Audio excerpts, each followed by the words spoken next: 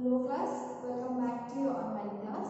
So in our last video, we have already discussed about kingdom Monera, fungi and kingdom Protista. So today we are left with two kingdoms, that is kingdom Plantae and kingdom Animalia. So first let us discuss about the characteristic feature of kingdom Plantae. As we all know that all the plants, they fall under this particular kingdom, that is kingdom Plantae. So the main characteristic feature of our kingdom Plantae is plants, they have a chlorophyll pigment in them which helps them to perform photosynthesis. Okay, so they are autotrophic, that means they can prepare their own food. Okay, and plant cells, they have cell walls, and the cell wall is made up of cells. Okay, now plants, they can reproduce both sexually as well as asexually. Different flowering plants, mosses, ferns and algae, they fall under the kingdom Plantae. Okay, so you do not have to go through the further classification of kingdom Plantae, just go through 4 characteristics of kingdom Plantae. Okay, now moving on to kingdom Animalia. So Animalia, they cannot prepare their own food. All the animals, including human beings, they fall under this particular kingdom. They cannot prepare their own food, so they are dependent upon the plants directly or indirectly for the food. Okay, so they are heterotrophic. Now, kingdom Animalia, they have specialized organ system to carry out different function in our body. For example, for circulation of the blood, they have circulatory system. For digestion of the food, they have digestive system, and then for respiration process, they have respiratory system. Okay, so they have specialized organ system. Now, your kingdom Animalia further can be categorized into 2 broad categories on the basis of presence of backbone. Okay, you all know what is backbone, right? So, on the basis of presence and absence of backbone, it can be categorized into 2 broad categories. Those are vertebrates and invertebrates. Now, vertebrates, these are the category which has backbone, and your invertebrates, absence of backbone.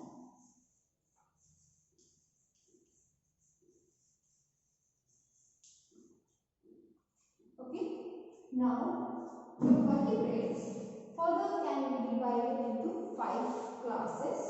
Those are Pisces, Amphibia, then you have Reptilia, then you have Apes and Mammalia. Okay, they can be further classified into 5 classes. Now we have to go through at least 4 characteristics of each one of these and then the examples. Okay, now let us discuss the characteristics of each one of these. First, coming to Pisces. Okay, Pisces, all the fishes, they come under this particular class. Okay, now the Pisces are cold-blooded animals. Cold-blooded animals means they can adjust the temperature according to the surrounding temperature. Okay, body temperature can be adjusted according to the surrounding temperature. Okay, they have streamlined body, because of which they can surpass the water current, thus helping them to swim. Okay, because they live in water, Pisces. So, and respiration is brought about with the help of gills. They do not have lungs for respiration.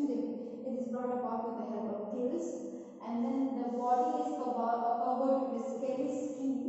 Okay, and they lay eggs. That means they are oviparous in nature. That means they lay eggs. They do not give birth to babies directly. Okay, now coming to Amphibia. Under this comes the you can say organisms or animals which can live both on land as well as in water.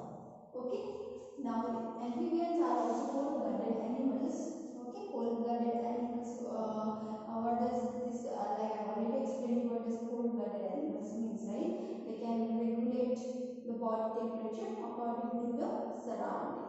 Okay, according to the surrounding only, the temperature or their body temperature also changes. Okay, and they have moist and slippery skin. Now, amphibians can carry out the breathing process through both moist skin as well as through lungs. Okay, and they lay eggs. Just like Pisces, they do not give birth to babies directly, they lay eggs. Examples are your frog, toad, salamander, all this comes under the this class amphibian. Okay, now let us go through the other classes, that is aves. Then you have aves, mammals and reptilia. Okay, so let us go through the characteristics of reptilia. Reptilia is derived from the word reptilis, which means crawling. Okay, so these reptilia are also cold-blooded animals. The skin are dry and scaly. The respiration is brought about by the lungs, and they also lay eggs. Okay, now these examples of reptilia are crocodile, tortoise, snake. All this comes under reptilia. Now moving on to aves. All the birds, they fall under this particular class. Okay, aves. Now aves are warm-blooded animals. Warm-blooded animals means their body temperature remains constant. Okay, their body temperature remains constant though there is a change in the surrounding temperature. Okay, now the body of the aves are generally lightweight because their bones are filled with air cavities. Okay, and it is covered with feathers. Okay, now in case of the aves, they have a pair of limbs, but forelimbs are modified into wings, because of which they can fly, right? And instead of teeth, they have beak. Okay, and eggs, all the birds, they lay eggs. Okay, they do not give birth to babies directly. Now coming under Mammalia, all the animals, they fall under kingdom class Mammalia. They are also warm-blooded. The body is covered with hairs.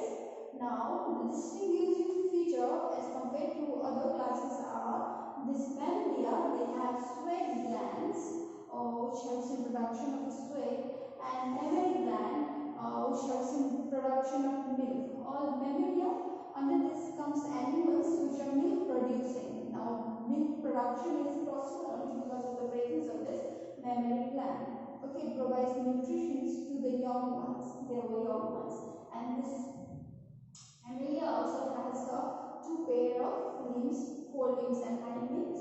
Okay, now Mammalia are viviparous. That means they give birth to the babies or young ones directly. Okay, so that's all about the characteristics of vertebrate.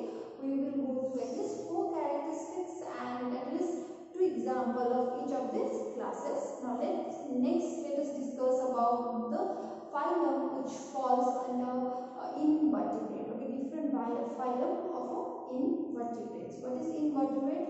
Like I have already told you, under this comes animals which do not have backbone. Okay, vertebrates can be further divided into different phyla.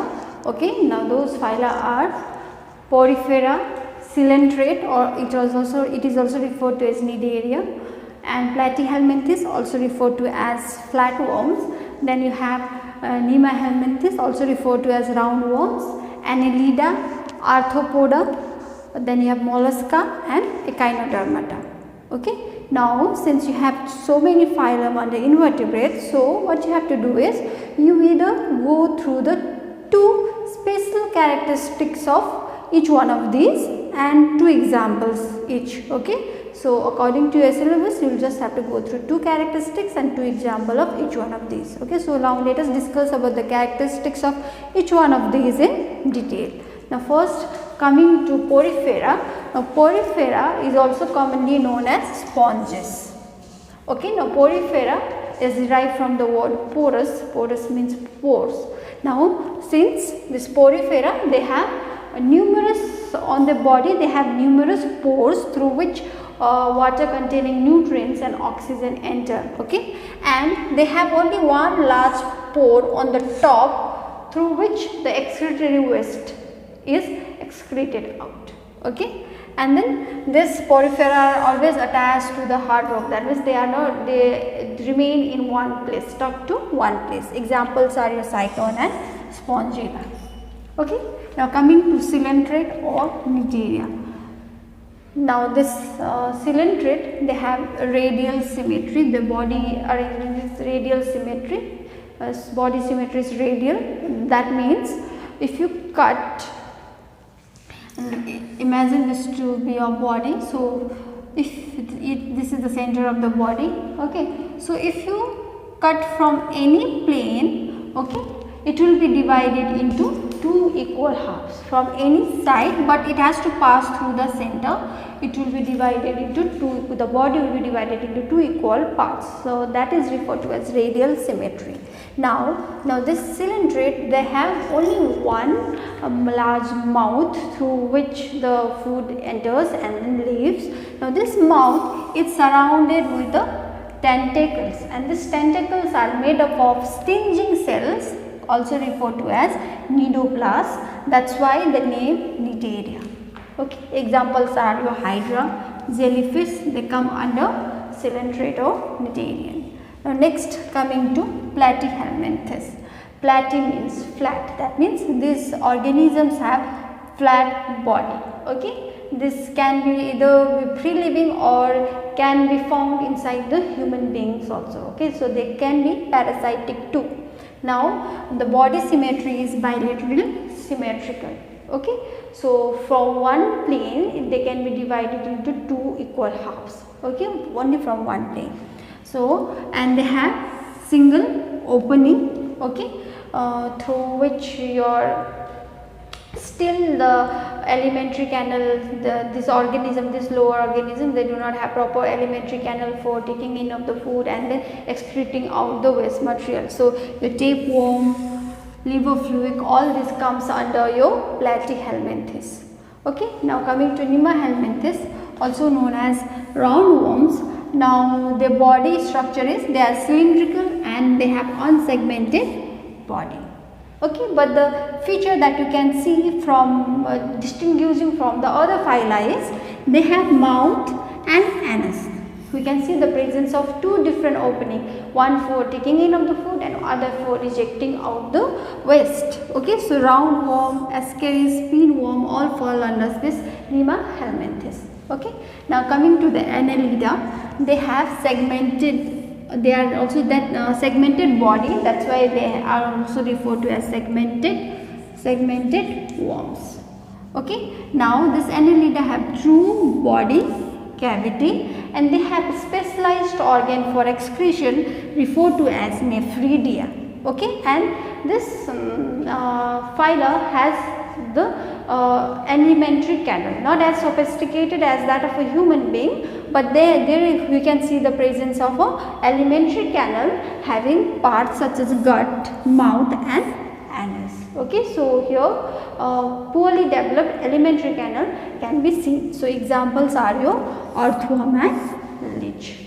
Okay, now other phyla are your Arthropoda, and Arthropoda also can be further divided into different classes depending upon their body coverings, but we do not have to go through all those characteristics of different classes. You just have to go through the structure characteristics of Arthropoda, main Arthropoda in detail, not about the classes. Okay, then we will go through Mollusca and then Echinodermata. To next phylum, that is Arthropoda. Now arthros means joint and poda means leg. So they have jointed, pair of jointed legs. Okay, now their body is segmented and bilaterally symmetrical. Now the body can be divided into three parts, that is head, thorax and abdomen. Okay, and their outer body is generally covered with a hard covering, also termed as exoskeleton. Okay, now this Arthropoda, mostly all the insects they come under Arthropoda, and then you have crabs, they all come under Arthropoda. So this Arthropoda can be further divided into different groups like Crustacea, Arachnida, Myriapoda and insecta. You don't have to, in your book even the characteristics of all these are given, but you don't have to go through the characteristics of each one of these, but just go through 2 examples from each one of these. Okay. Now moving to the next phylum, that is Mollusca. Mollusca, they are unsegmented and they have the body is soft. Okay. Now most of the time the body is soft, but exception is your snail. Snail has a hard calcareous cell. Okay, and they have soft food for locomotion. So example of mollusca are your snail, oyster, squid, all this comes under mollusca. Now coming to next phylum, that is Echinodermata. Now the body of Echinodermata are generally spiny or thorny, okay, and they are radially symmetrical. Now this Echinodermata, they have millions of foot on them, with the help of which they they move from one place to another. Those foot are referred to as 2 feet. Okay. Now Echinodermata have a separate opening for mouth for taking in and anus for excreting out. Okay. So examples are your starfish, sea cucumber, sea urchin, all this comes under your Echinodermata. Okay, so that's all about the different classes of invertebrates. Now next we will be discussing about the scientific name. So we know that in earth we have millions of living organisms, okay, and their name differ from region to region.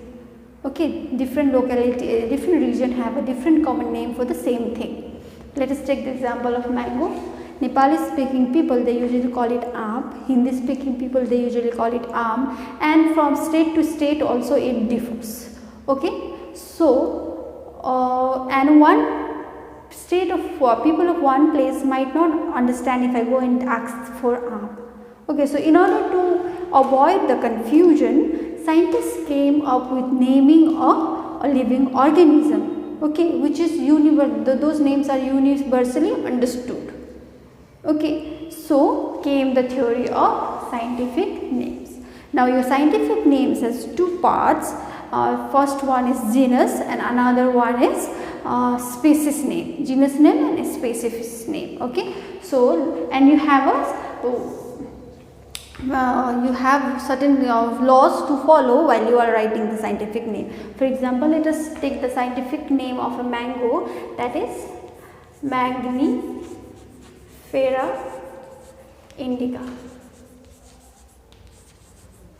So Magnifera, this is the genus part, and the second one is your species part. Okay. Now if genus name always starts with a capital letter and rest other are a small letter. Okay, and species name has to be written only in a small letter. Okay, and if you are handwriting it, then your genus name and species name should be separately underlined. Okay, you cannot just, if you underline it like this altogether, this will be wrong. Okay, so it has to be separately underlined. And if you are typing, the font style of this should be italics. Okay, in computer you have to write in a scientific name has to be written in an italic font. Okay, but when you are writing it, you will write it this way and separately underline it. So scientific name was devised in order to avoid the confusion, okay, because names of a different organism, they vary from place to place. So this particular scientific names is universally understood and universally taken. Okay, so different scientific names are given in your book. Table 3.5, you can see the different scientific names of a common things found, common plants and animals, and go through those scientific name, learn those scientific name. Okay, it is important from exam point of view, so you go through the scientific name. Okay, so that's all about this particular chapter, that is kingdom classification. It's a lengthy chapter, and the characteristics, since these animals and plants, different organisms that we have dealt with, we have most probably observed around or in Discovery channels, so it would not be that difficult for you to write at least 2 or 4 characteristics, maximum 4 characteristics and 2 example of each one of these. Okay, so that's all for this chapter. Thank you.